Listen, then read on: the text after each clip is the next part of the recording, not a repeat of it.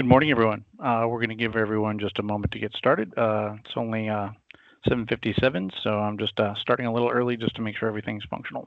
So just sit tight and we'll get started shortly.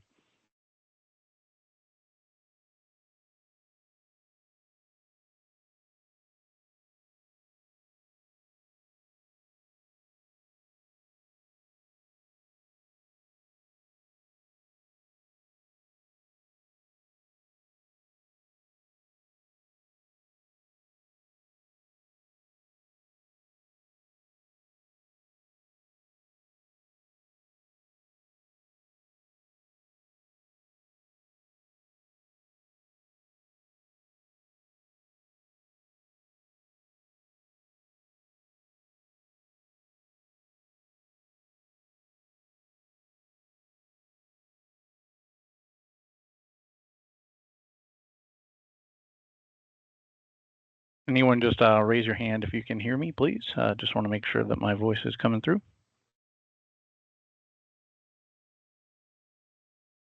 Excellent. Thank you so much, Sean.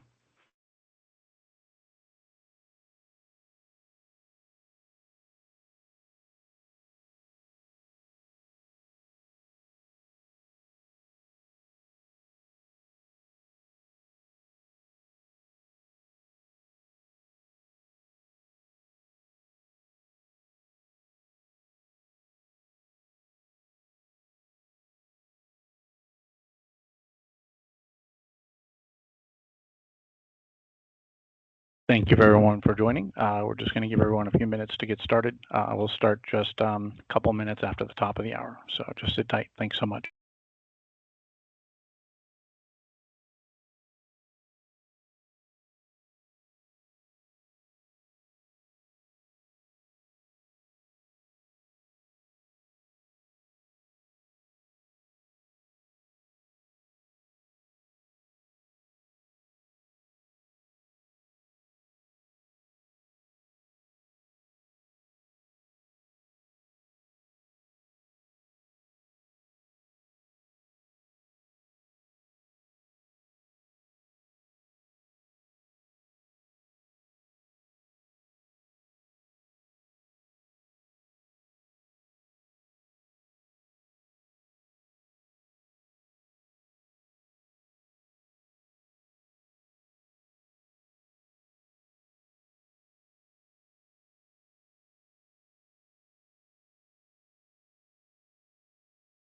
Good morning, everyone.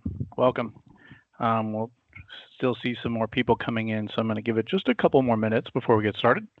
Welcome again. Today's AppEnhancer webinar is all about introducing 25.4 and to talk about the future directions of the product. We got some roadmap items to show you today and some exciting new features that we're putting into the product. So if everyone could just hold on for just a few minutes, we'll go ahead and get started just a couple minutes after the top of the hour so more attendees can get in here. So just sit tight and we'll get started in just a moment.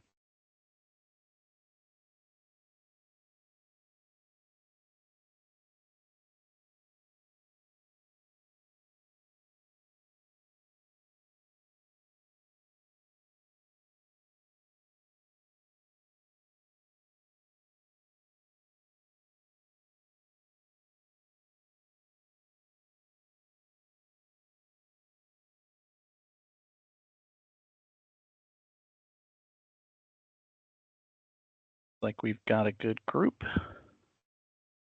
We'll start at 3 minutes after the top.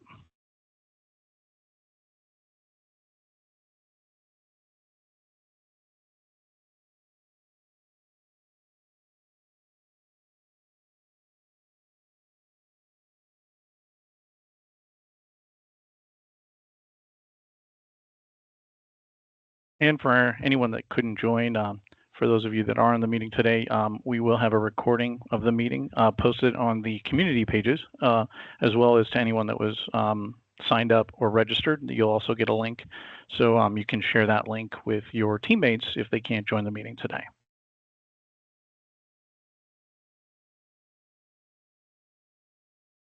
Okay, without further ado, I think we'll go ahead and get started. Let's get started. My name is Cody Campbell, and I'm the product manager for the AppEnhancer platform here at OpenText. And it's my duty to show you guys the new version that's coming out within the next week of the 25.4 release of the AppEnhancer platform.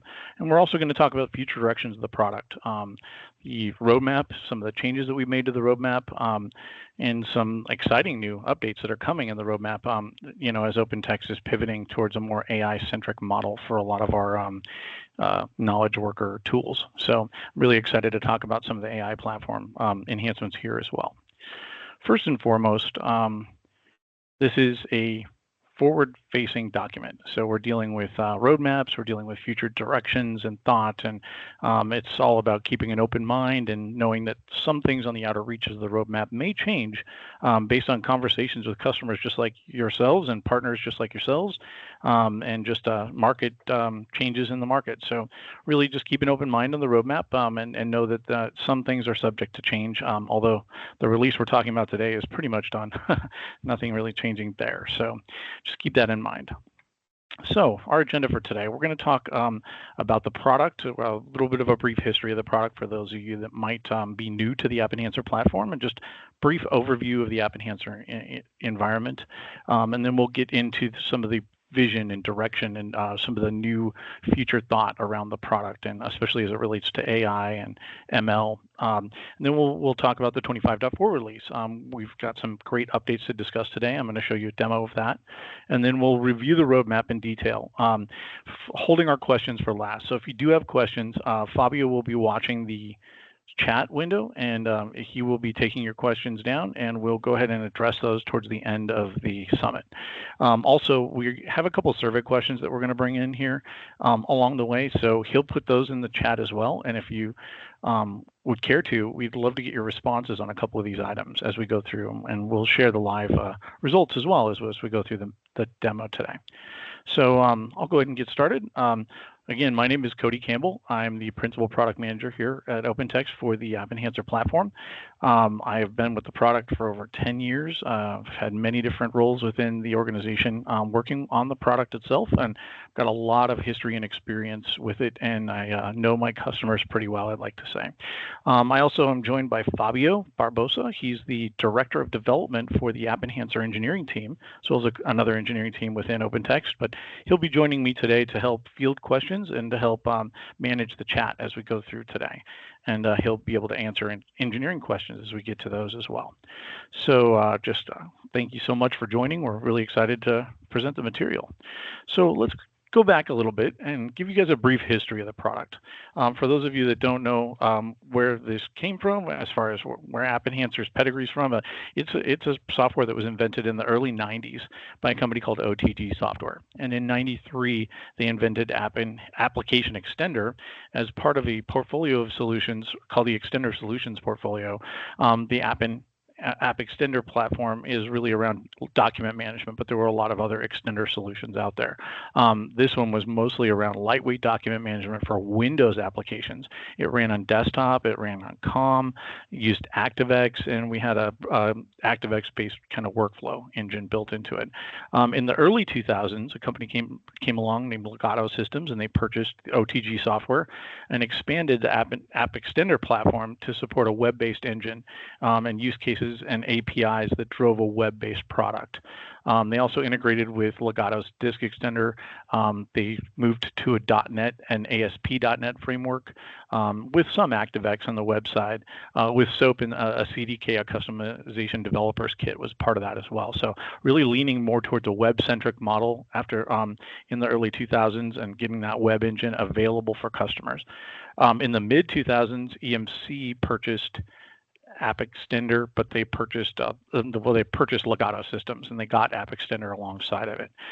That was positioned up with Documentum as EMC's content management portfolio. We integrated with EMC storage solutions. We revamped our interface to be HTML5. We have an event dispatch broker and a REST engine now that goes to communicate with our workflow and for integrators to communicate with the system.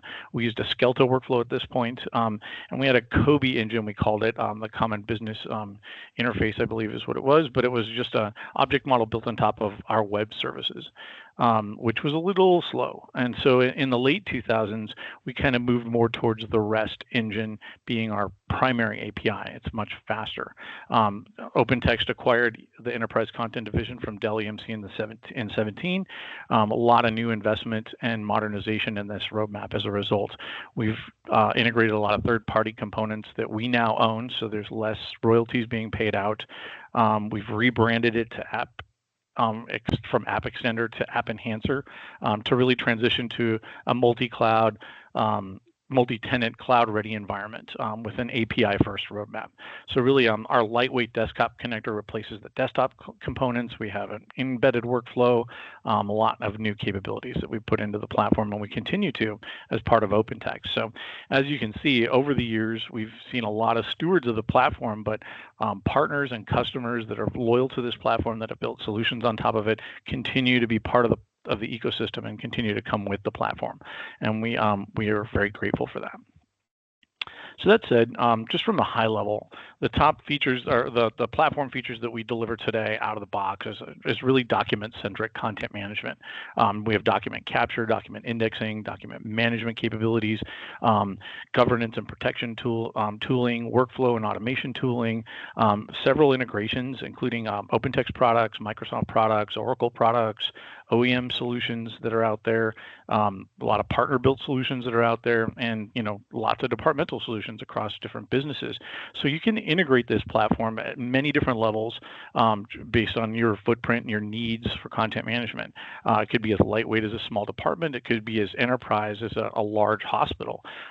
So we really go with the use cases, but we really serve quite a good niche for document management at a low cost.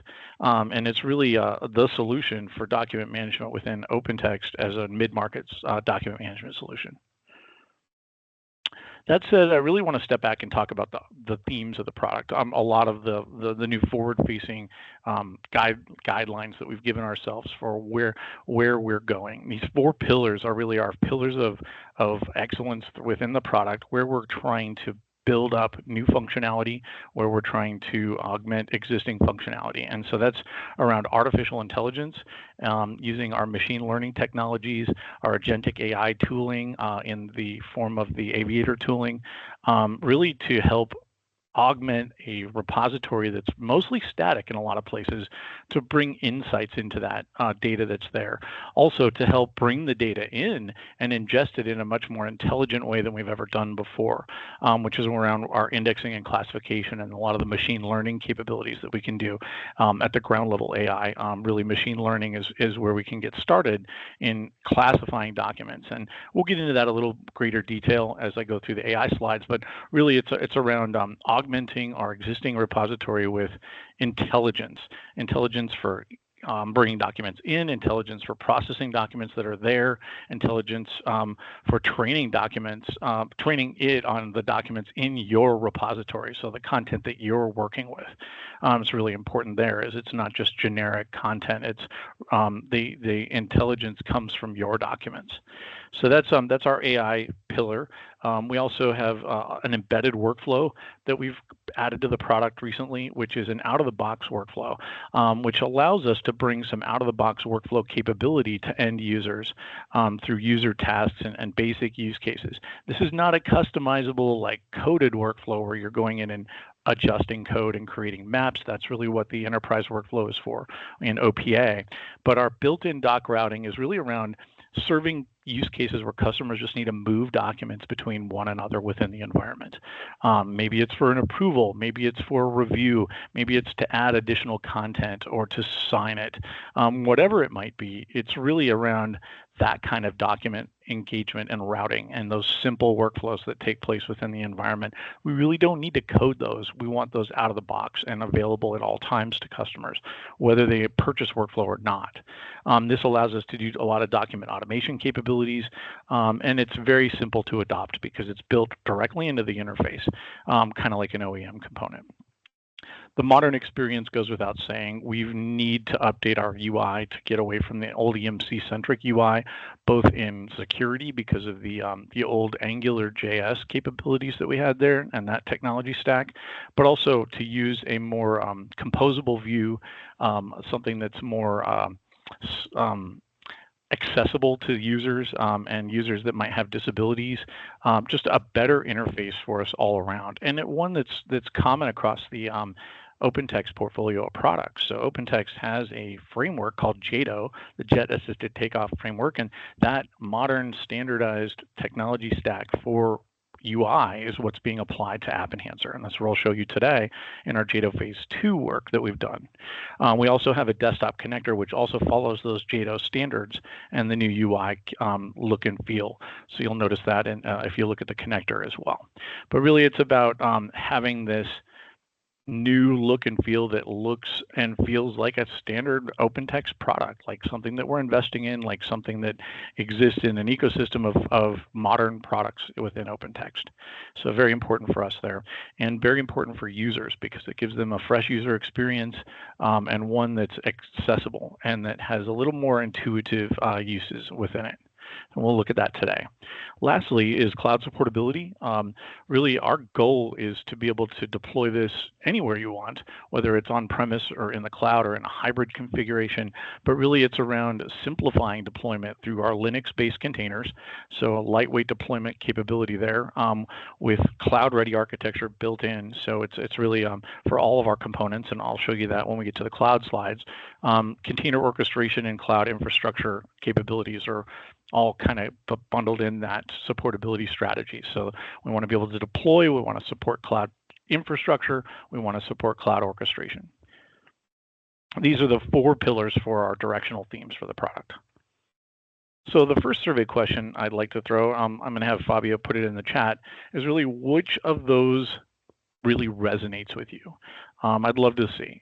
Is it the AI modeling? Is it the new UI? Is it workflow? We're really curious, just out of curiosity. So I'm going to have Fabio post that to the chat, and then we'll try to get some results as we move through the deck. But yeah, just please, if you get a chance, fill out that survey question for us. I'll go check. Yeah, Cody. So I think the chat itself is closed, so I posted that in the Q&A. Oh, okay. Perfect. Yeah, that's fine. As long as they can get to the link. Yeah, that's good. Okay. And we'll go ahead and move on then. Let's talk about 25.4. So 25.4 is our latest release. That's coming out within the next week, couple weeks. That we're in our GA phase. We're just in the final stages of QA and testing and security. But really, there's 4 focus areas in this release. There's the phase 2 of the JATO UI, which I'll show you today. There's the desktop connector, which is there's some updates to the connector in the form of a viewer. We've got the integrated viewer now bundled in from the unified web server. It supports OAuth today now, and it supports full JATO UI. So that's the connector. We'll look at that today. The unified web server is a milestone for us. This is a departure from the traditional web stack that we've had today, and it allows us to create a single instance that serves all the objects, including the viewer, for our customers. And then we can build clients on top of that, including the desktop connector, but also our existing HTTP interface is also a client to the web server. With this unified web server now is the core web component and core API model for accessing AppEnhancer. So it's a really important milestone for us because it allows us to containerize the entire web stack. And as we move forward, we're unifying a lot of our servers so that we can have everything nicely packaged in a centralized component that can be containerized and scaled basically to hyperscale techniques with using like Kubernetes or other orchestration tooling. So that's really important for us, and I'll talk to you about that as we go through the slides further in the later in the deck as we go through more of the roadmap. Nonetheless, that's very important. I'd say that's one of the most critical pieces on this release. And then also the import utilities. We've added automation for the import utilities in the form of polling and remote logging, so you can get better log details and better polling. I don't have a demo for that today, but there's great documentation there, and there'll be a YouTube video that'll show that coming up within the next couple of weeks. So what we'll do, I'll talk about JATO first. Now, JATO is our modernized navigation and layout for OpenText. We want consistency across all our modules, And so really that helps us have the same controls and nothing too custom across the platform as we look at our UI, whether it's desktop, whether it's web. And accessibility and compliance are built into this UI. So we've got a couple components, and I'll demo these, but I just want to show you on the screen. The JADO Phase 2 is about bringing in more shell components like the global user menus, the about dialogues, the login screens. There's a new hamburger menu. There's the home page that we land in that you'll see right here, and I'll show you that when we log in. Some new application sidebar and switchers, and then an application page. And then you'll notice some older controls are then mixed in there as well. To augment where we haven't received all the JADO components from our UX team. So it is a phased approach, and like I said, this is phase 2. Phase 1 was getting the foundational components laid and having the frameworks there, but phase 2 is really getting a lot of the controls in there for you. There's a lot of great benefits to this as we've moved off of AngularJS as well. So in order to support JADO and the new UI with the old UI, we've had to migrate the old UI to Angular, which is great for security. AngularJS doesn't really correspond to modern security standards any longer, and it's out of development. And so this is really good for us because it also includes this migration. And we've got a lot of components that have been migrated over to Angular. We've also got our iDocument interface, which I'll show you as we go through. And this is really around having a encapsulated viewer that's built into the web server. So we have an integrated viewer. Again, if that makes sense to any of you on the call, we lost that integrated view when we went to AX8 and the HTML5 interface and REST. REST was stateless and had no viewer with it, but it had a great API. This has a combination of both. So you can be in REST, you can ask for the viewer, and it'll initiate a viewer without pulling another license because you've already got a session.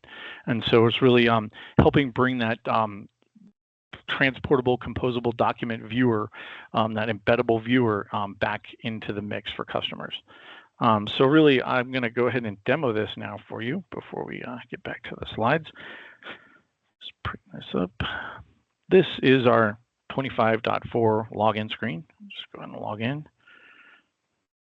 This is the web client, the client to the unified web server. You'll notice first I get to a landing page, which has all the cards for the different applications. This is the first iteration of this. We're actually going to allow you to customize these cards a little bit to add, your own avatars or any notes and such to these cards if you want, and reorder them. Right now, they just represent the applications in the environment. There's also a pane at the top that shows all your saved queries and queries that you've run as saved searches. And we'll probably use this real estate for workflow stuff as well as we start to integrate workflow with JADO.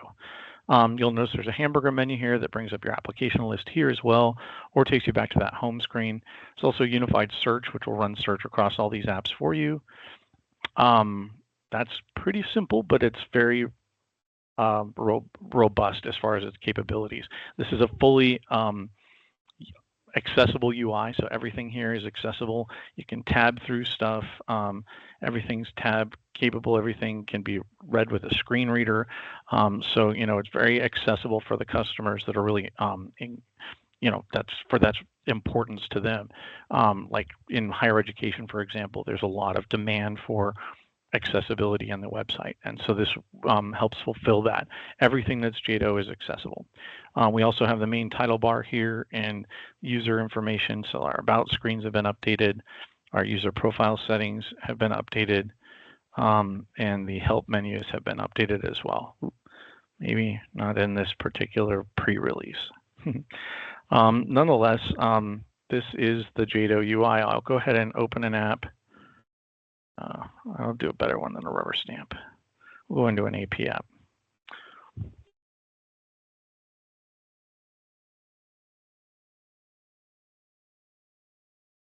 And you'll notice that we have now our documents, our search builder, our saved searches for this particular application now that we're in AP. You'll notice that's the current context. You can collapse this bar right here at any time, but it's got the context for the apps that we're in. And the search builder, well, we did an open search, but it will take you back to the search that you created, so you can edit it. If I open the document up,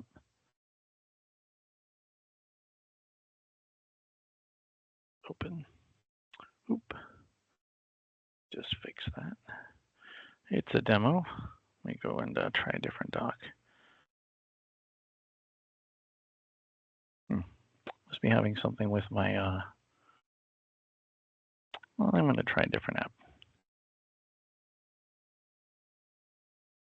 Go back to our applications list. And let me try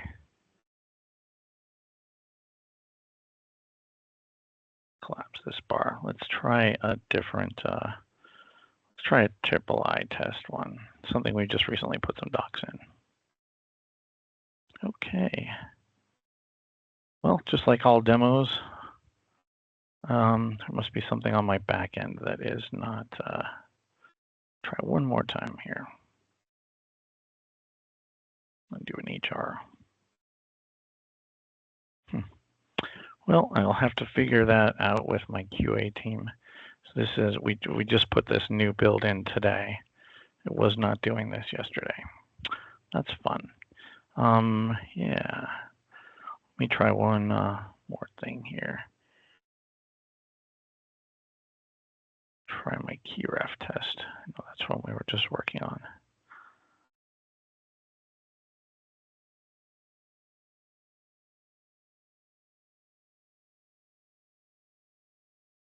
Okay, well, I will have to fix that.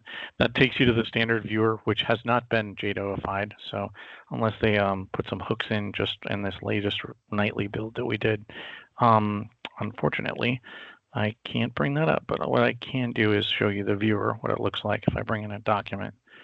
So yeah, I can go into the HR file.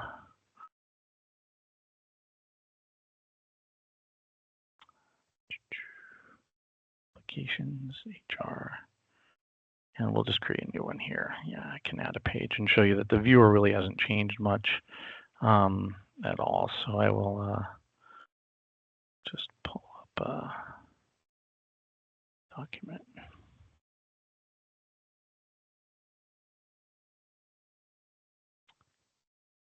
Shouldn't have loaded a spreadsheet, but nonetheless, you can see that this is pretty much the traditional viewer, traditional indexing pane, traditional breadcrumbs. Not a lot has changed. That's the transition kind of back to the Angular stuff that we have from the previous release. So I'll go ahead and delete that. Okay, so moving on with the unified web server, I'd like to show you the unified web server's API set. So the new unified web server has the Swagger page for all of the new APIs that we've defined. This is the API set that you should start adopting now instead of REST. This is much more functional, and it's like I said, it's embedded with all the UI capabilities that you might want to gain access to as an API user. So you could be using the API, but you maybe you want to send off to a user, the viewer, for a particular document that you're working on. In this case, you can call for the document's URL and send that back to the caller, and then they can do with it what they will, put it in an iframe or redirect the user to it. So really, this gives us a lot more capabilities than we had in our traditional REST service, and it's much more organized. You'll also notice that this stuff will show up on the OpenText developer cloud. So you'll be able to get all the documentation there for it. This is the Swagger page, but there'll be a full documentation available right there on the developer cloud for you. Administrator hasn't changed too much. We can log in and show you, but there's just a few additional options for OAuth stuff, but this is pretty much the same user experience. We have not got to JDO here. This is our phase 4 for JDO. We also have this traditional App Extender web access, or AppEnhancer web access, coming from the old App Extender days. Same thing. This is now Angular, which is good. So it's using Angular instead of AngularJS, but all in the same. It's the traditional UI that you know and love.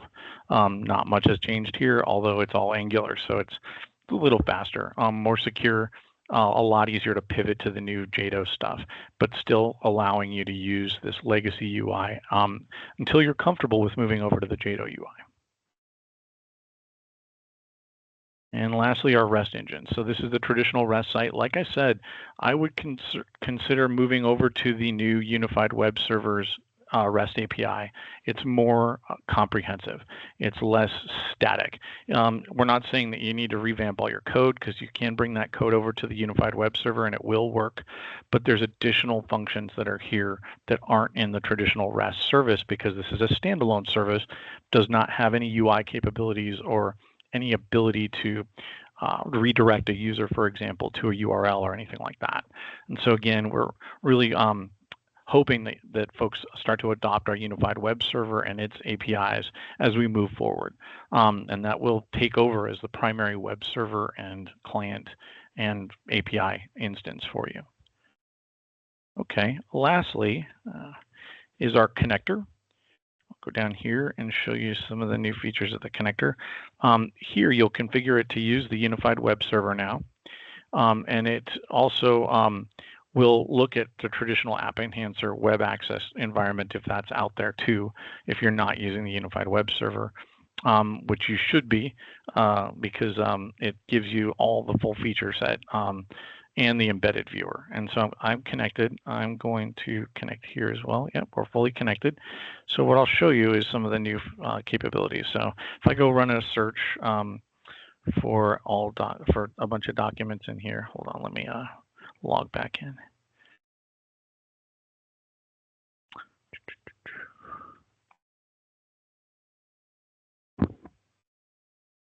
There we go. And back to our apps. I'll just run a query on AP.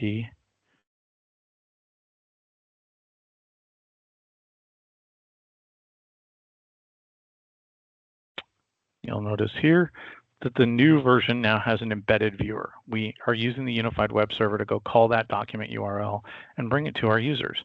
So we have the embedded viewer right here within the application, so that you never have to transition out of the app, but it still has the look and feel that you're used to. And as we add JADO components here, you'll see the JADO look and feel as well.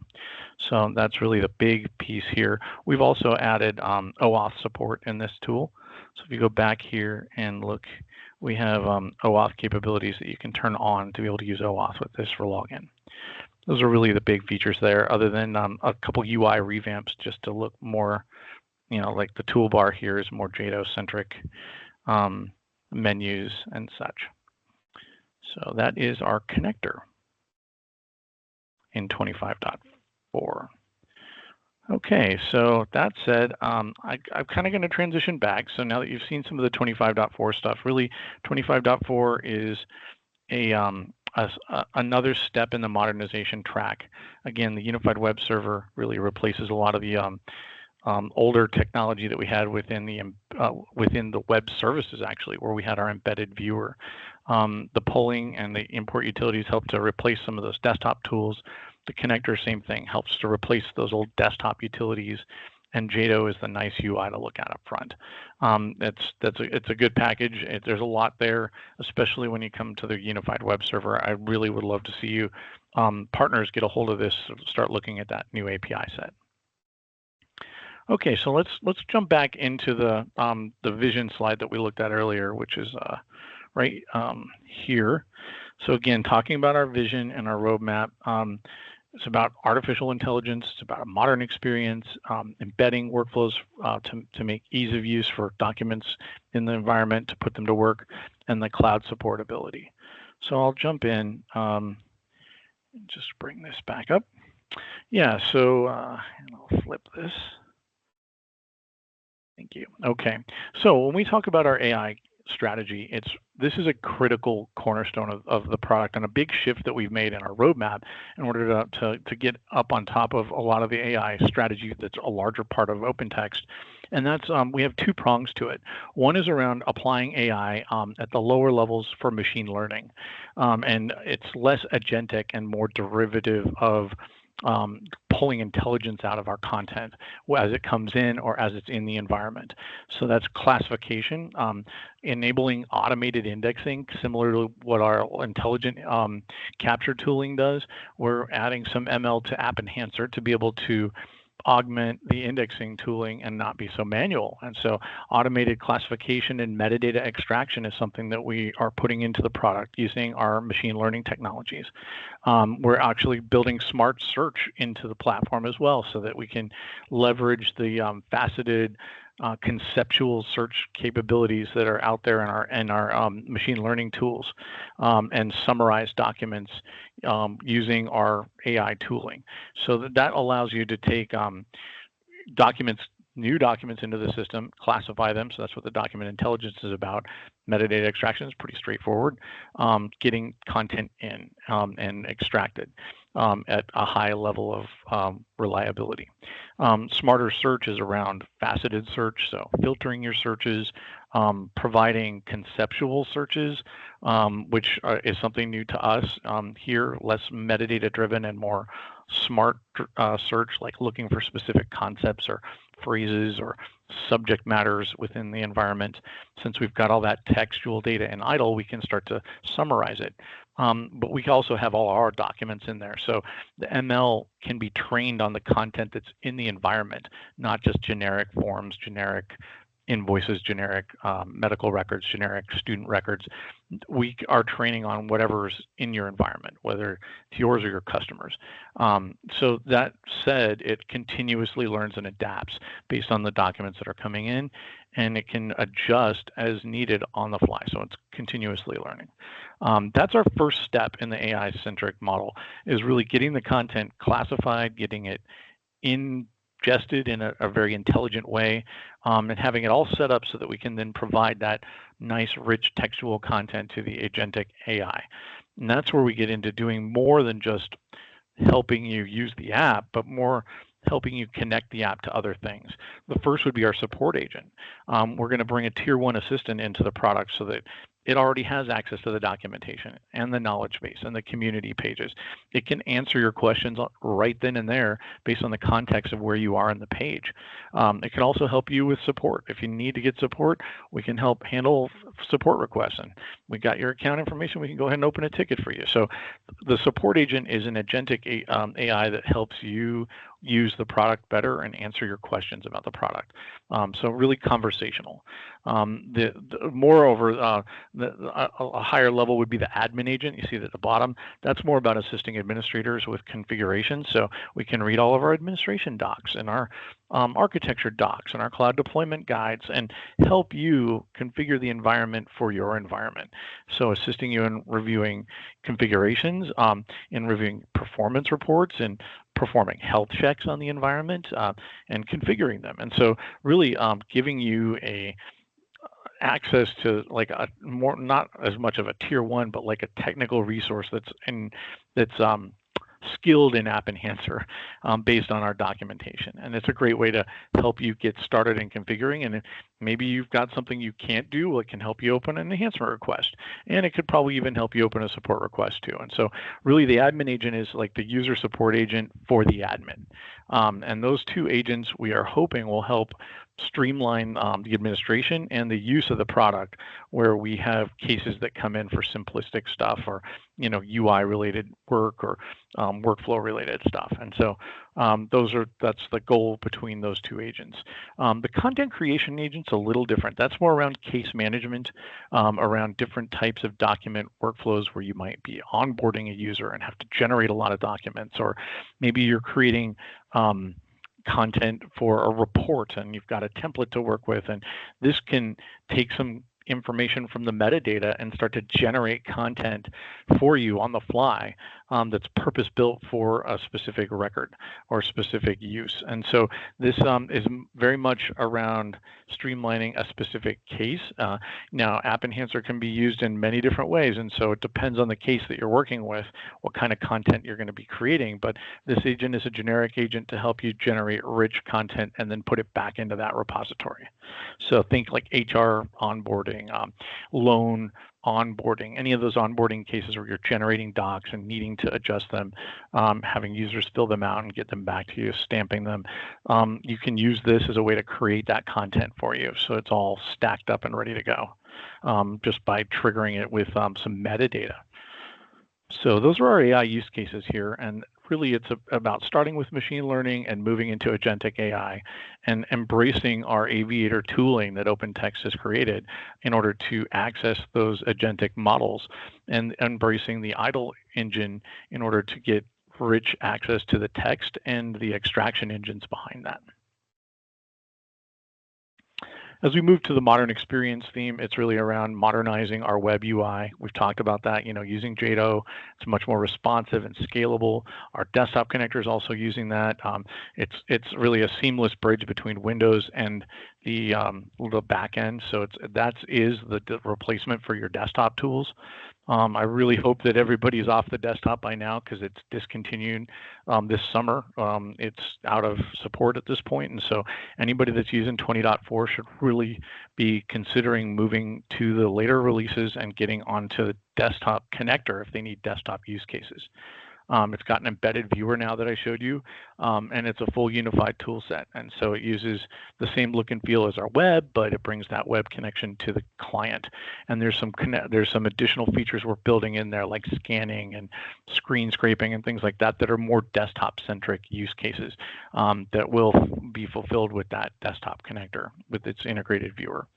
Lastly is comprehensive REST APIs. Our unified web server provides that single point for integrations. It's cloud ready. It's open with our technology now being posted on the developer cloud. You have access to our documentation freely available for everyone. Really, it's around making it future extensible, and that's containerizing the platform. So the comprehensive unified web server really encapsulates all of that in one image, which is really important for us. And it's fully documented on the developer cloud. As we move forward, you'll see that there's more unified web servers. When we look at our cloud supportability matrix here, these 4 pillars are the infrastructure pillars for our deployment in the cloud. We have our database, which is our core, where we keep all of the indexing data and metadata and such. Really, we support a pretty good amount of servers today as far as your relational database, and that's the SQL Server, Oracle, Postgres, and MySQL. There are cloud-based components today available on all the major providers, from AWS, Azure, GCP, even OCI. All of these databases are now targeted. We're finalizing Oracle Autonomous database within the next release, but these other databases are available today, and they're deployable as databases as a service. So you don't need to stand up the infrastructure. You just need to initialize a database as a service and get a connection string, and so that's great. That's a great way to store your metadata without having to involve yourself in administering a bunch of VMs, even in the cloud. Next is our file system layer.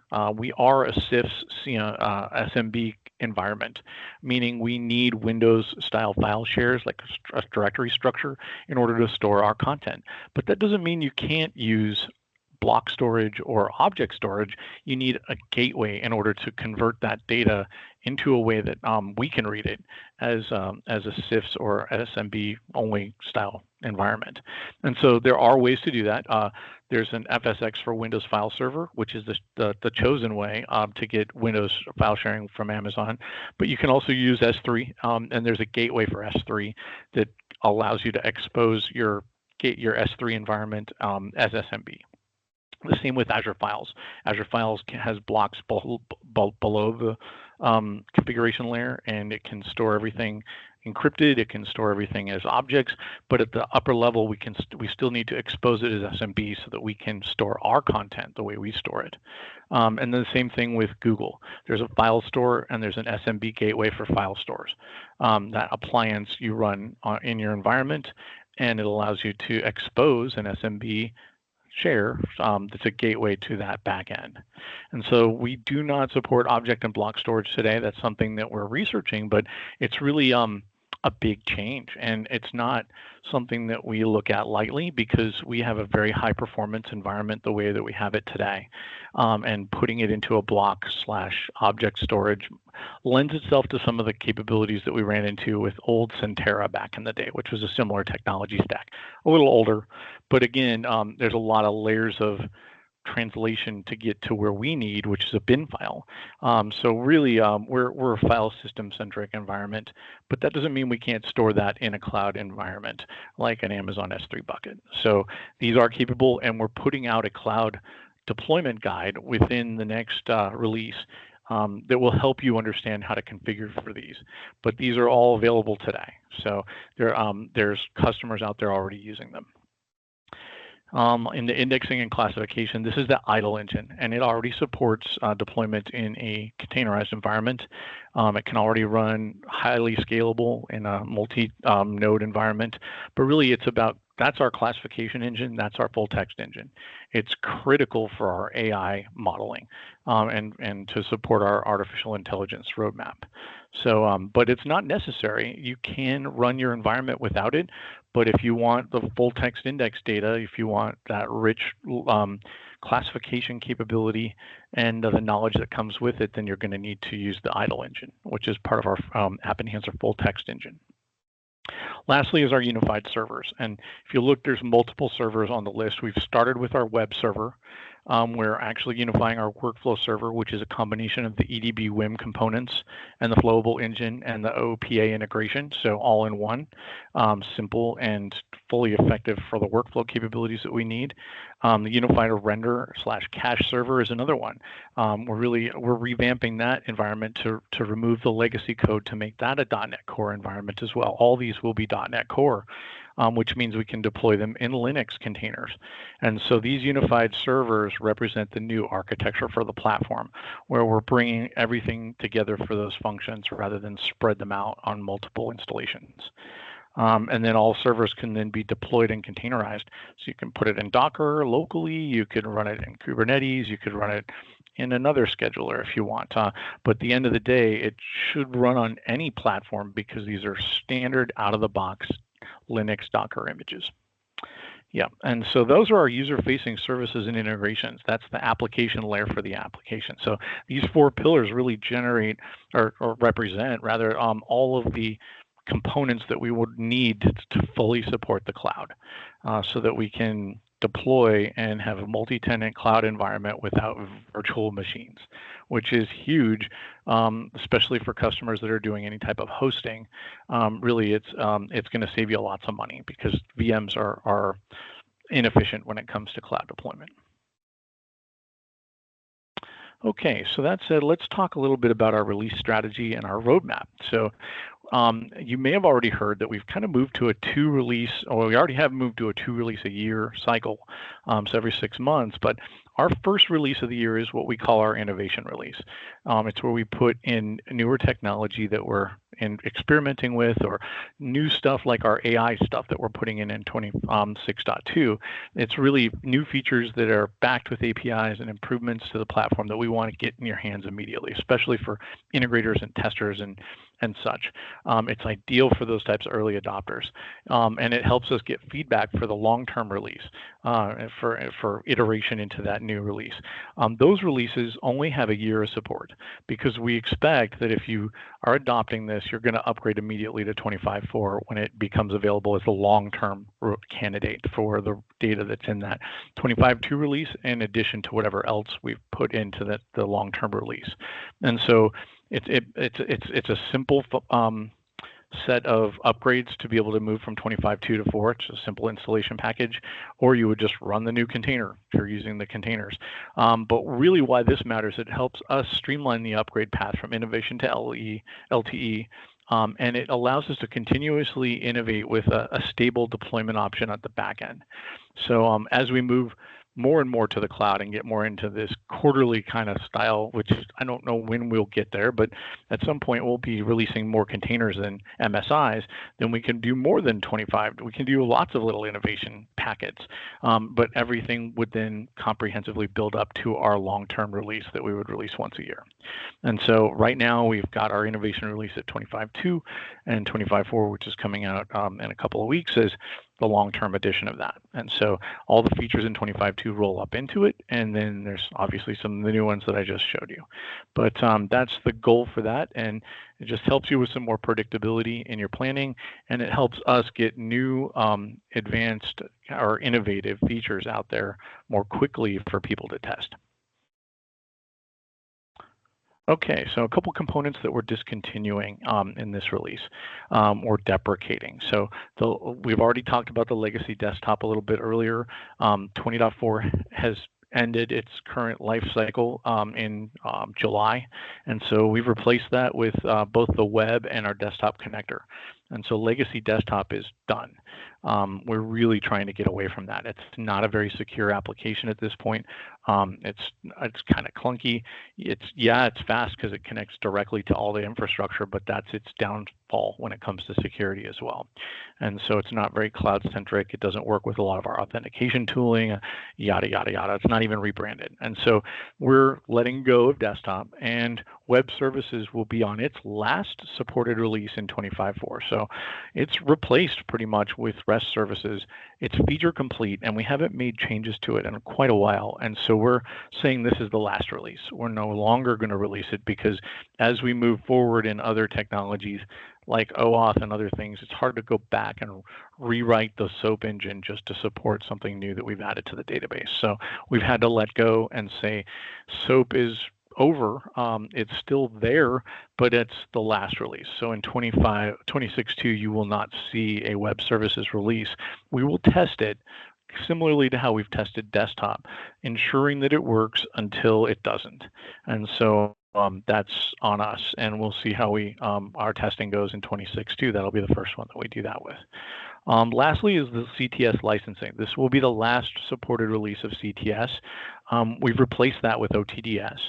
And it's really important to consider this because it is a single point of failure today. We cannot cluster this license service. We can't make it highly available without doing some trickery with your VMs and some DNS stuff. And so it's really kind of a dead end when it comes to HA. OTDS has a much more robust model for highly available services, and you can do a lot more with the licenses too. You can group them, you can generate reports, you can handle licensing as well as for other products. I mean, for all your OpenText products, you can host your licenses. And so I would consider starting your migration to OTDS as part of your upgrade for 25.4. You can request a SPS license or a CTS license. I would request an SPS license and stand up OTDS, get it working and get used to it. That's the new license server, and it's much more robust. So there's no reason for us to have two license servers at this point. We're doing it for compatibility and simplicity, but at this point it's redundant. And so this will be a last release of that. Okay, so before we get to the roadmap, I want to talk about our top innovations for the year, for the next year. And so for our we've really reshifted a lot of things. Our AI, ML, that smart metadata ingestion and the classification engine and a lot of that, machine learning of your content is all going to go into one of our top grabs for the next year, and that's around AI. So in 26.2, you'll see that as we go into the roadmap, you'll see where that sits. But bringing our AI capabilities to the forefront with this product is really important. Starting here, moving into agentic in the later releases. But our first big innovation is to bring that smart metadata ingestion and classification in, and have some machine learning built into the product. The unified server, I showed you about the unified web servers. Really important to have those unified web servers, all the unified servers actually, to help build towards that cloud strategy. We've got a new HTTP interface, which is our new, we called it the CDK, but it's the iSubmit query interface and the doc viewer and all of that. We've updated that and built that into the unified web server. We're building the unified rendering engine. So that's a complete revamp of the render engine to simplify and unify that technology into one container. The same with WIM and EDB, simplify, unify, to take a lot of the old antiquated technology stack out from under and rebuild as .NET Core. we're doing that next year. The JADO engine, the full completion of that UI is happening next year. The Flowable engine, building out the templates that I talked about, not just the integration, but having customer-facing capabilities in the UI, that's happening next year. The desktop connector, being able to scan documents at the desktop level with the connector capability, that's coming next year. The viewer and the OAuth, we've already got that done, and the import automation, we've already got that done. We're talking fiscal 2026, which starts a little earlier than the calendar year. So those are our top 10 that we're really targeting for this roadmap that I'm about to show you now. So this roadmap, Fabio, we haven't been very good with the survey questions. Should we drop a survey question? Do you want to drop the roadmap one? Which one is it? Yeah, pick one that's relevant, and we'll drop that, and then we'll drop a couple. You can just post them all, I guess, and see which ones the users want to fill out. But we'd love to get your feedback. And I don't know if I have any feedback yet so far on the first one. Go look real quick. My forms.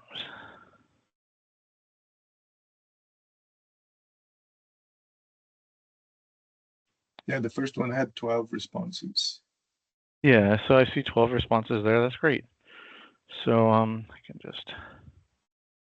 I'll start dropping the other ones. Yeah, just drop the other ones, and we can kind of look through them as we go through the Q&A. But yeah, so we still got a lot of people interested in the intelligent indexing. I kind of thought that much. And obviously JADO, really important, the new workflow. Yeah, I would be interested in that also. So I think you're really going to like some of the things that we're coming out with for the intelligent indexing and classification. It's going to make our ingestion of documents so much easier. Okay, so let's get into the roadmap. So 25.2 and soon to be 25.4 releasing this year, which is the beginnings of the modernized user experience, the second phase of that experience with the landing pages, the navigation capabilities, the hamburger menus, the landing screens, all the shell basically replaced. That's now it's looking more like a modern UI. Plus, a lot of the core screens there are all accessible screens, which is great. The connector you saw, which is the integrated viewer, import utilities. We have polling and remote logging. Again, I'm posting a web video to the YouTube channel for that, so I encourage you to go to the YouTube channel and check that out. And then the unified web server, which is probably the biggest feature, biggest bang, I think, because of all the architecture that's involved here and just integrating and bringing everything into one place. This is really, really great. So that helps us build to the next set of unified engines, which is the unified render server and workflow server. The JADO phase 3, which is more screens, rounding out most of the screens in the UI at that point. We're missing query results, batch management, and some dressings to the viewer right now, but most everything else is there. And then maybe we can refine some of the cards and, like I said, build avatars around them and things like that. We can open that kind of stuff up then. Smart document ingestion. This artificial intelligence is really critical. Getting the ability to have machine learning at the front side of it, not just after the fact, after you've indexed content, but as you're bringing it in, we're going to need to redo our batch management and query and indexing management so that we can have an assistant rather than just have a document processor in the environment or batch queues. So we can have an automated queue that's dealing with things, and maybe it doesn't hit the threshold we want of what its reliance is, and maybe it's not confident enough that it made a match. Great, it can push it out to one of those users now, and those users are working at a little higher level where they're dealing with some of the exceptions rather than everything. So that's what we're hoping for with the smart metadata ingestion and document processing. And then the unified workflow and render server, that's just what that is modernizing the EDB WIM, modernizing our render engine for the future. As we move further out, it's about bringing that JADO capability to the administrator and bringing intelligent viewing to the product. Those UI capabilities are important for modernizing our viewer and getting my team away from having to build a viewer when we already build a viewer within OpenText. So using a more modern viewer that's standardized across our platforms, that's really important. And we feel that there's a good use of it now, that it's become more robust, that it's more mature than it was years ago. We're looking back at the what was Brava and Blazon and all that technology stack. We're looking at the unified intelligent viewing within OpenText as a replacement for our viewer. Not sure exactly when that's going to happen, but it's going to be 26x, maybe like 26.4 or 27.2. The artificial intelligence, this is when we get into more summarization of documents. We've done the smart metadata ingestion. The next phase is to start to build that intelligent search built into the product, summarizing content, bringing in your ability to catalog and categorize and faceted search those content objects out, like browsing for it rather than searching against just simple metadata. So this summarization would allow you to take a subset of records and summarize those records into something that would give you the gist of what's in there, or allow you to prompt for like a couple paragraphs of details on the documents, or allow you to just give me a couple sentences on what the highlights are. So really it gives the user some control over how it summarizes, but it's allowing you to take multiple documents and rather than read every one of them in their entirety, let the AI read it and give you the core content, what the real gist of the document is, what the themes are, things like that. The connector is also being updated again. So like I said, scanning is one thing, importing import folders, and screen scraping is something that we're bringing in also, although it's probably not going to make it until 27. Cascading user-defined lists, data lookups, virtual folders, those things take a lot of time, and they're pushing some of those connector use cases a little further out because we need to deliver on virtual foldering. We need to deliver on data lookups. We need to deliver on parent-child lists. These are things that have been on our list for a long time, and now that we've got all the modernization well taken care of, by this time, we'll be in a place where we can really start to focus on these more critical and very complex features. Lastly is Linux containers. Once we've got all these unified web servers up, and all the capabilities are there, it's a point in which we can start to deploy in Linux, and take the costs for Windows Server completely out of the equation when it comes to deployment of the application. You'll be able to deploy the entire app in a Docker environment or a Kubernetes environment, or whatever your scheduler of choice is, or you can just run the containers yourself if you wish as just a pod. But nonetheless, having those containers allows you to step back from Windows Server and look at the gamut of cloud solutions out there to be able to deploy the application. Okay, so I've talked a lot, and I have some allergies this week, and so my voice is a little rough. So I'm going to stop for a moment, take a glass of water, and open some things up for questioning after two things. I really encourage you to see the community pages. If you haven't been there, I would love it if you go and take a look and see what's out there. If you have ideas, bring them to the community. If you have news or you have questions, you want to post something in the forum, this is a great place. It's a great hub for customers and partners and everyone that's using, including internals here at OpenText. We all use it. It's a great landing page for AppEnhancer.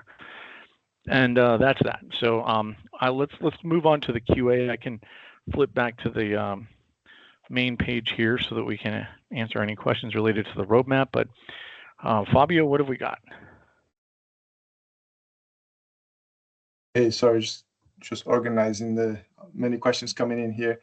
I'll start from the beginning. I guess there was a question about the PowerPoint presentation. I know we post the recording in the community, but I don't know if the slide decks are available as well. People were asking about it. We will post the PDF version of the slide deck to the community as well. Yeah. Okay. So you already talked about the cloud certification for 25.4, but people are asking if it's going to be certified for AWS, Azure Cloud. in Google Cloud? Any restrictions for storage? I know you already touched that point, but I don't know if you want to emphasize any other Yeah, aspects I think there. I can go back to this screen here to kind of touch on it. We are building a cloud deployment guide because it's not one thing to just say, hey, we're certified. Okay, what does that mean? Is there a certification process? Not really. It's more that does it work? It works. In its current iteration, it's very clunky to deploy these as lift and shift VMs in the cloud. You can certainly do it, and people have. It's not ideal. Our goal is to get these unified servers done so that everything can be done in a container. And then at that point, you can put it on whatever cloud platform of your choice. But until then, there are layers of the cloud that you can leverage, even if you're running your apps over here in virtual machines. And that's the stuff you see here on the database and file systems layer sections. All of the storage technologies that you see here are available today and can be used today.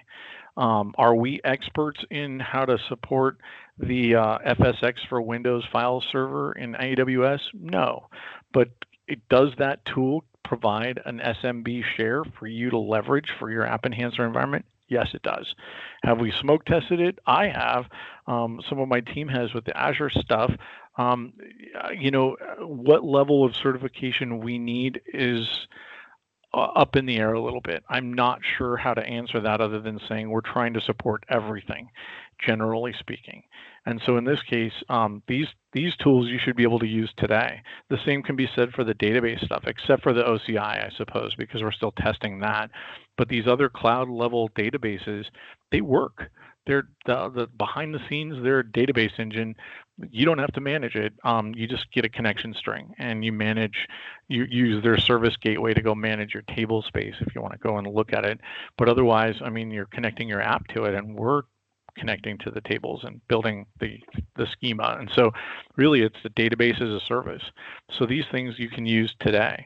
Same can be said with idle. You could even deploy it as a container. And so, are we certified? What does that mean? If there's a true certification process, that's something that we need to, I guess, possibly entertain if that's a requirement. I'd love to hear from customers about that, but I'm not seeing it. I'm seeing a lot of infrastructure out there. And so this kind of helps distill the infrastructure that we need to operate as an application, as an AppEnhancer environment. And so this is a starting point. Obviously, it's a good way to high level it. We're building a cloud deployment guide that goes into greater detail on how to deploy some of this.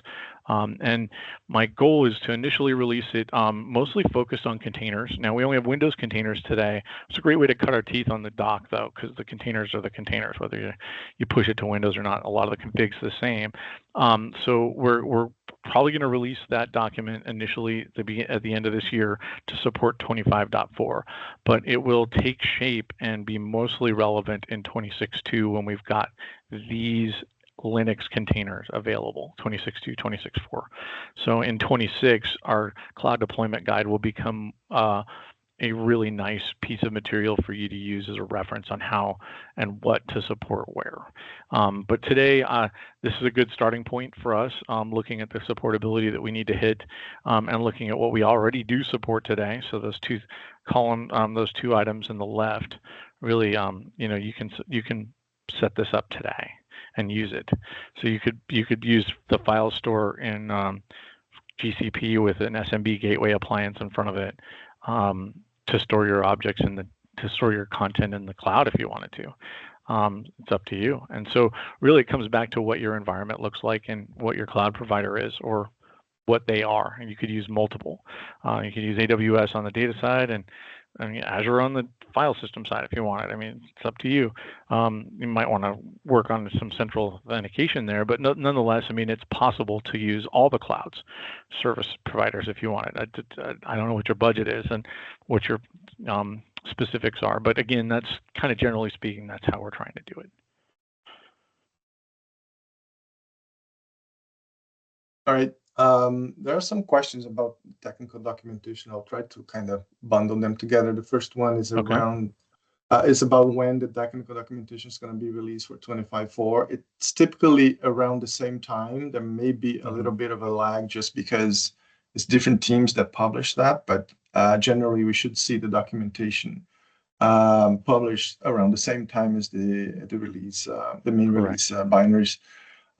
There are some specific questions about will there be any specific documentation regarding cloud deployments, which you already mentioned. There will be a new guide that we're working on, but also OAuth updates to the documentation from 2021. So I guess we're identifying some outdated chapters there maybe that we might need to review. So we can certainly put that on the list. But I would suggest people to log support tickets so we can have traceability there. But I don't know if you are aware of Cody of OAuth documentation sections that are outdated, but we can certainly look at it. Yeah, we'll need to, if there are bugs or enhancements to be made to those docs, we need to know about it. So bring it to our attention. We'll review it, see what we can do to make it better. We're definitely working towards having a better deployment guide around the cloud because we've heard a lot of questions about cloud supportability and cloud infrastructure. And so that's what we're trying to target there.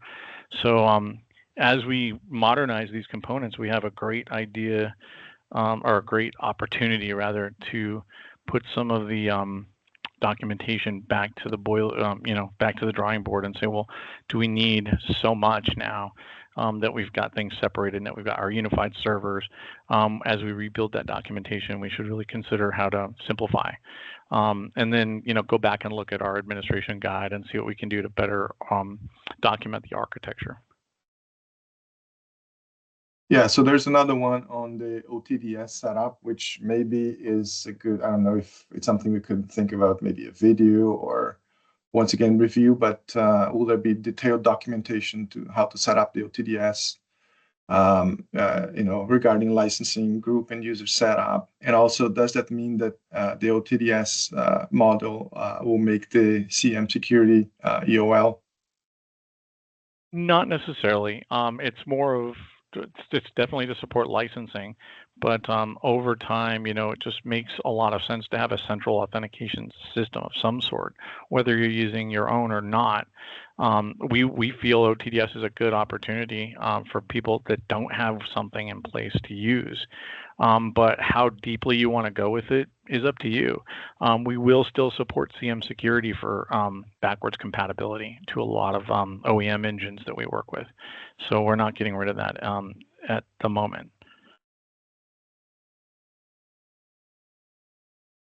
Hope that answers the question. Mm-hmm. Okay, just moving on to the next one. Does 25.4 support auto user provisioning, or will the administrator still need to select the import OTDS import within AE admin? I am not sure about that. Yeah, I'll have to check on that one too. That's a good question, Fabio. I don't know about that.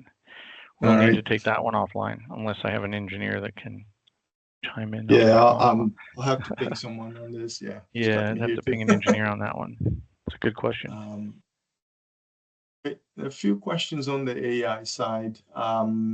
Will the AI and LLM model require an OT cloud subscription, or is this going to be packaged with AE that'll be running on the AE servers?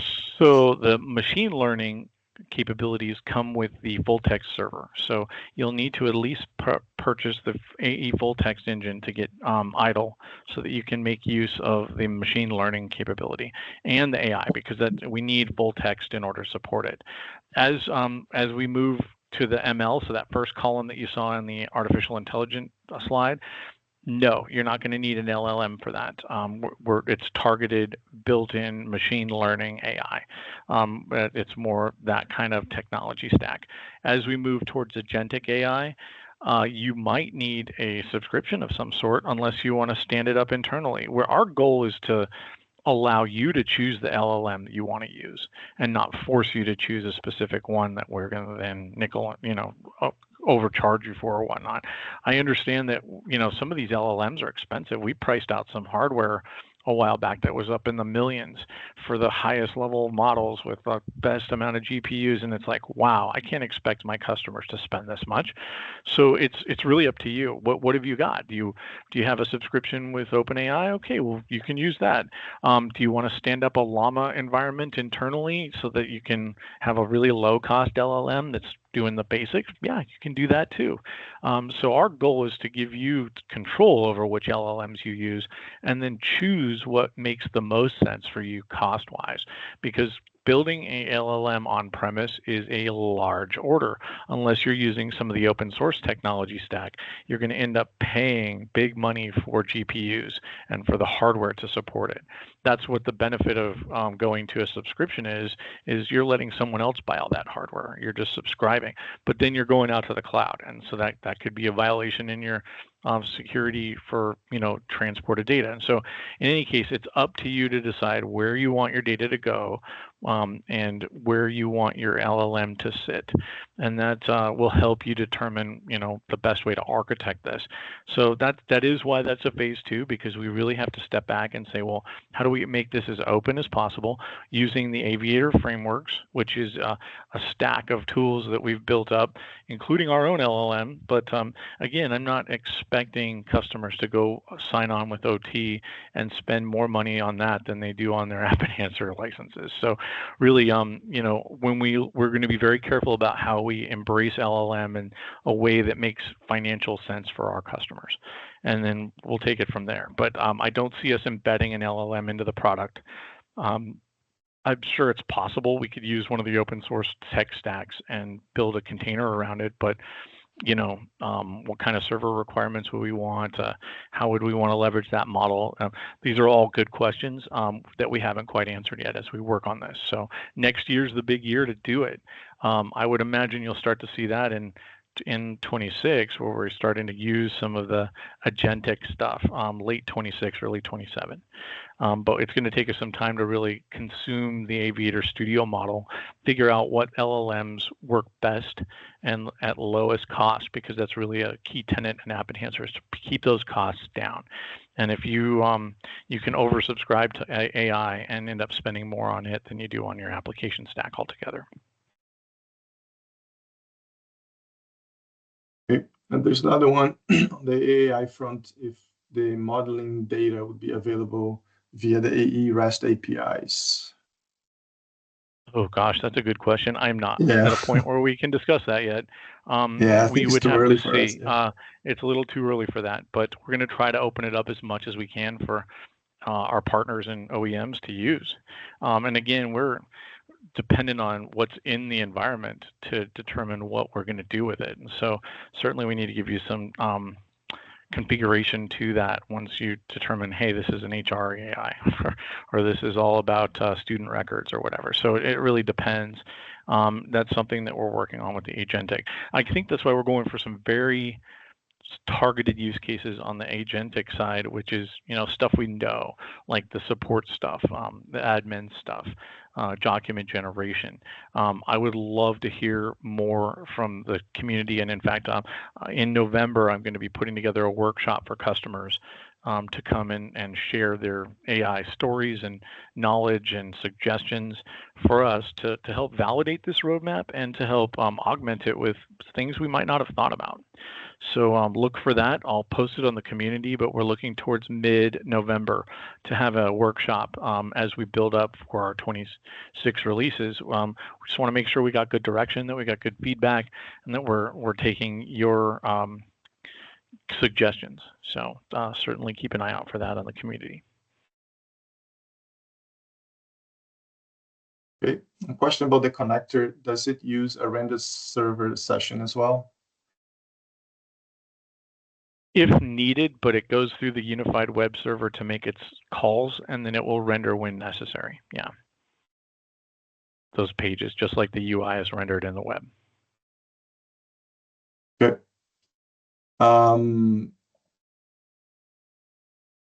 Does 25.4 replace the need for the Office Online server to interact with documents inside the viewers like Word and Excel?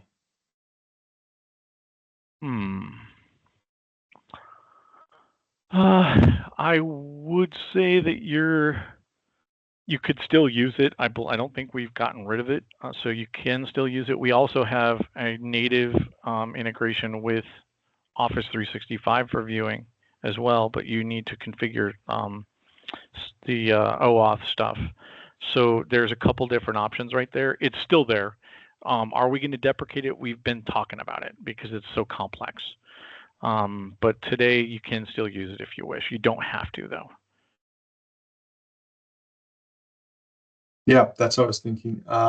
There's a question about enhancements for idle logging. I'm not sure if that has been brought up through our support team, but I would say if there are enhancements that are needed, just submit through the support channels. I would submit those to the support yeah, channels or put it out on the community. Yeah, one of the two. And so we can pass that on to the idle team. It's not the team that we control. We integrate with, so we can definitely bring that up to them. There's another one on Linux containerization. If we're migrating from that .NET framework to .NET Core or Java, we are migrating to .NET Core. So the web server is already the unified web server is already .NET Core, and so is the connector, and more components will be migrated as we as we move to the next phases of the development cycles there. There is a question about Desktop Manager because it's used for troubleshooting issues. So is it still going to work, or for testing purposes? My recommendation would be get away from it. I'd like to know what are the troubleshooting scenarios that you need Desktop Manager for that you can't do with the more modern tools, but I don't know if you want to add anything to it. My message is always try to get rid of it, but I'll let you add to it. No, I mean, I'm going to stick with what I said earlier, is that we've done our best to basically remove all of the needs for the desktop tooling. A lot of the reasons why it stuck around were from the utilities that came with it. We've replaced a lot of those tools with more modern versions of them. And so I'm really curious what's keeping people there. Is it just comfort? Is it speed? What is it? We need to know, because it's no longer supported. So you're running risk by continuing to use it. And we want to know why.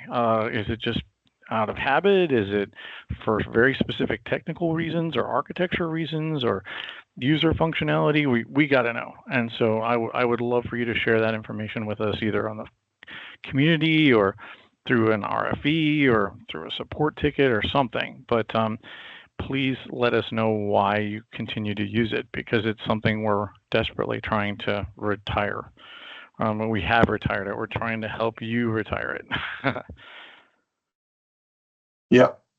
On the cloud side again, so the Linux containers are targeted for 26x. So does that mean that we only have Windows containers for 25.4? Yes, for now we are supporting the Windows containers, and the Linux containers are coming up in the next couple of releases. So I would say those are novelty containers. You can, if you really want to do them, certainly can, but it's, I don't know what you're going to say, because you still have to have a Windows server there to host them. Eventually we'll get away from that, and you'll have a lot more bang for the buck when it comes to the deployment. But it's still there. They're fully functional, and they allowed us to build a deployment track for containers, even though we didn't fully support .NET Core. We soon will, and then those will be really helpful containers because they won't have a bunch of unmanaged code in them. Yeah, there is an interesting one about the cadence of the .4 patch releases. I can talk about it a bit more. So basically what we're trying to do within the AppEnhancer world, and you guys probably all notice, is that we are phasing out all those hot fixes that we were used to for a long time in favor of patch releases. And in order to do that, we're doing the patches as often as we can, so that they are smaller increments. They're easier to implement, as opposed to a patch release that is sometimes a year or a year and a half apart from the previous patch. And then there's so much stuff that changed that you basically have to go through a release cycle to adopt that patch. So as far as the cadence, we are trying to do them in as smaller increments as possible. Obviously, it's not going to be like, any code change is going to trigger a new patch build, but we typically reevaluate at the end of each sprint, which lasts 2 weeks. So, at the end of the 2-week period, if we have enough fixes, then we'll go ahead and create a build. Most likely, we kind of lump them for a couple of sprints, so it would be between a month and a month and a half, and then we'll release those patches. But we're trying to get them in a cadence that makes sense, so that is frequent enough, so the changes are incremental, but not just releasing a patch build with 1 or 2 fixes, because then it's a lot of effort on our side as well to publish the builds and test the builds and all that. So we're kind of finding that balance. I would probably say around monthly it would be the best bet, but that's the criteria we're using to release those patch builds. So there was another one. We haven't heard about retention for a while, but now there is a question about any news on the retention management front. So maybe you can talk about it, Cody.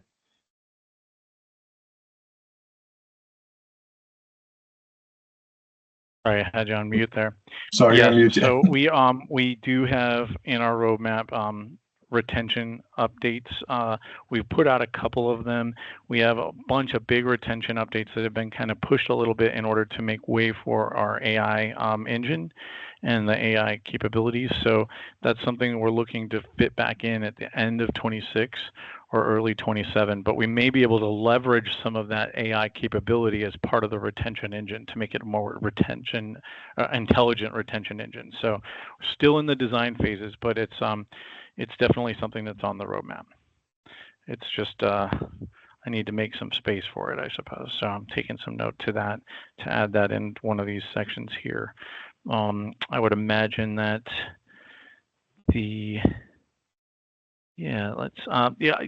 that's a great question, and it's something that needs to be addressed on the current iteration of the roadmap, because we did push some things to make room for the AI use cases. So I will take that and add that back into it'll be in the final column because we haven't decided where to fit it. This is kind of just like a catch column. I can't wait to shift this all to the left one so that we can make more space and commit to the next 26 releases. So you'll see a new customer-facing roadmap come out towards the end of the quarter that'll do just that. And I'll ensure that it has the retention stuff in there. Thank you. Okay, there's a question on the adoption I guess, I don't know if you can speak for Ellucian here, but on the Ellucian banner version, if 25.4 is going to be certified with the banner. What I know from Ellucian is that they adopted 23.4 and 24.4. So I'm assuming they would also be interested in 25.4, but it's something that's out of our control. I don't know if you have any. It's usually a 6-month delay. So I would imagine towards mid 26 they'll be certifying for 25. That's probably what we should expect. Yeah.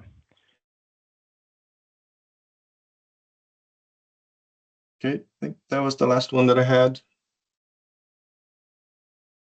Okay, well, if there's any that you have that you can think of after the fact, just go to the community and ask away there. That's a great place to ask questions. You can always reach out to me as well, or Fabio, or for some of these items, I would encourage you to open support requests for stuff like documentation bugs and issues like that, RFE stuff you want to see, changes you'd like to see in certain things or that you don't like. Bring them to our attention. The forums and the community is probably the best place to start, but come to us, come through support, come to Fabio and I. We want to hear your comments, and we're here to help. We want to make this the best product for everybody, and we've done a lot of work. We continue to do work. I'm really excited with where we're at and all the modernization we've done, and next year is going to be a big bang year for us, especially when it comes to some of the intelligence that we can build into this platform. So that said, Cody, do you have any poll results that we can share, or do you still need time to compile them? Let me go refresh that screen and see what we've got. Yes, we do have some results. So, like I said, people are really interested in the AI stuff. That's great. Go back to got 8 responses here. We've still got a lot of people on what? And once again, the links are later. That's great. So if you guys haven't responded, you still have time to respond. Yeah, you still have time to respond. These are, oh, that's the old one. Don't need that. Yeah, so I got 4 responses here. I'll wait until those ones get a little more filled up. 18 responses there. Yeah, so we'll let you guys continue to respond, and we'll take those responses to heart and really try to recalibrate our roadmap if we have to. Okay. Well, I think we got a couple minutes before we end. I think we can probably close it out if there's no other questions. I really appreciate everybody taking your time this morning to learn about what's new in 25.4 and what's upcoming in our roadmap and some of the new strategies and themes. I'm really excited, like I said, about some of the intelligence that we can build into this platform. So I appreciate your feedback, and I hope you guys are as excited as I am, and I hope you make use of the new platform. So thank you so much for your time today, and we'll be posting this recording shortly to the community if you want to review it, as well as the deck that was shared. I'll create a PDF for that and post that to the community as well. Okay, if that's it, I think we'll close it out then. Thank you everyone for your time. Thank you, Fabio, for helping, and everyone have a great day. Thanks. Thanks, everyone.